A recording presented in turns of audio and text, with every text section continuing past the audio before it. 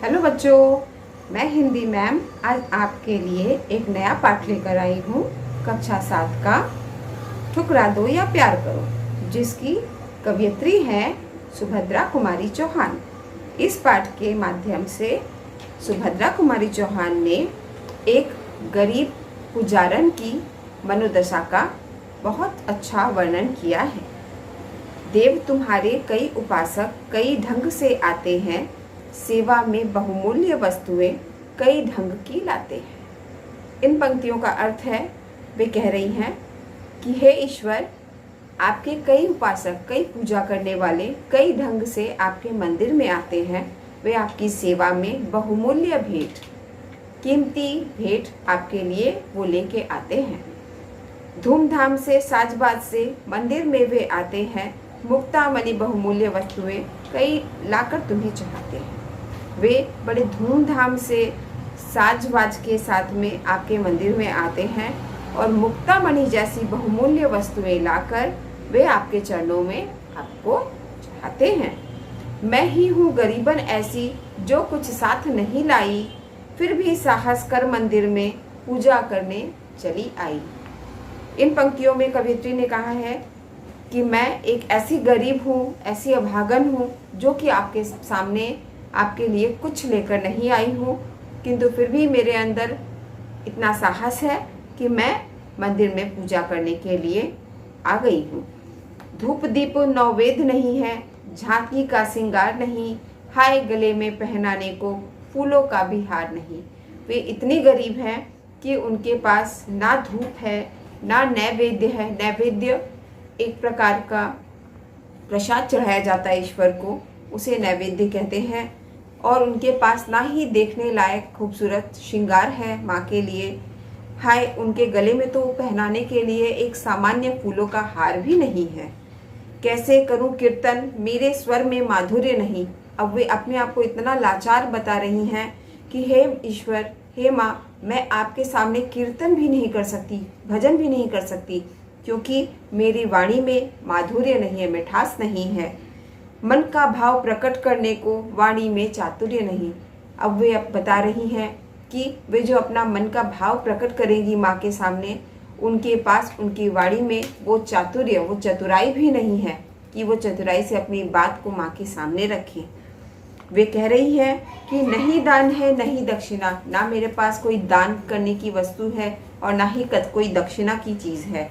खाली हाथ चली आई, मैं आपके समक्ष आपके सामने खाली हाथ चली आई हूँ। पूजा की विधि नहीं जानती, हे ईश्वर, मैं पूजा का कोई नियम कोई कायदा नहीं जानती, फिर भी नाथ चली आई, फिर भी ईश्वर मैं आपके सामने चली आई हूँ। पूजा और पूजापा प्रभुवर, इसी पुजारन को समझो। अब वो ईश्वर के सामने अपने आप को पूरी तरह से समर्पित करते हुए कह रही हैं कि हे ईश्वर, मेरा पूजा और मेरा पूजापा, पूजापा का अर्थ होता है पूजा के वक्त जो सामान लगती है, जो सामग्री लगती है पूजा के समय, उसे पूजापा कहते हैं। हे ईश्वर, मेरी पूजा और मेरा पूजापा, इसी पुजारन को समझो। मैं एक पुजारन हूँ और मैं आपके सामने स्वयं को लेके प्रस्तुत हुई हूँ, आप मुझे स्वीकार कीजिए। दान दक्षिणा और निछावर, इसी भिखारन को समझो। मेरे आपके सामने दान और दक्षिणा या निछावर करने के लिए मैं खुद स्वयं को ही लाई हूँ। हमारी पूजा की विधि में एक विधि है कि पूजा समाप्त होने के बाद हम जो पंडित जी होते हैं उनको हम लोग दान देते हैं, दक्षिणा देते हैं। इसके अलावा पूजा के बाद जब मंदिर से उतरते हैं तो मंदिर के बाहर भी जो भिक्षुक रहते हैं, जो गरीब ज़रूरतमंद लोग रहते हैं, उनको हम लोग कपड़े, खाना, ये सब दान करते हैं। तो वो बोल रही है कि ना मेरे पास कोई रुपया पैसा है, ना कोई दान दक्षिणा करने की वस्तु है, मैं स्वयं को ही आपके समक्ष लेके आई हूँ, आपके सामने लेके आई हूँ, आप मुझे स्वीकार कीजिए। मैं उन्मत्त प्रेम की प्यासी। अब वे अपने आप को बता रही हैं, उन्मत्त का अर्थ यहाँ पे नशे में चूर, ठीक है। तो यहाँ पे वो कवयित्री हैं, वो बोल रही हैं कि मैं प्रेम के नशे में चूर हूँ, मैं ईश्वर आपके प्रेम के नशे में चूर हूँ। मैं अपना हृदय आपके सामने लेके आई हूँ, मैं अपना हृदय आपको दिखाने आई हूँ। जो कुछ है बस यही पास है, मेरे पास जो कुछ है ईश्वर, बस मैं आपके सामने खड़ी हूँ। मैं इसे ही चढ़ाने आई हूँ। वो स्वयं को ईश्वर के सामने समर्पित करने के लिए आई हैं।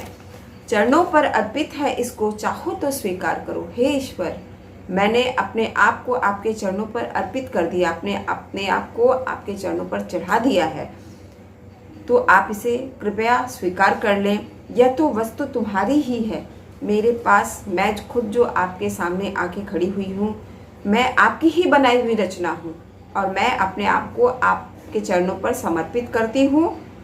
आपके ऊपर है, आप मुझे ठुकराइएगा या प्यार कीजिएगा।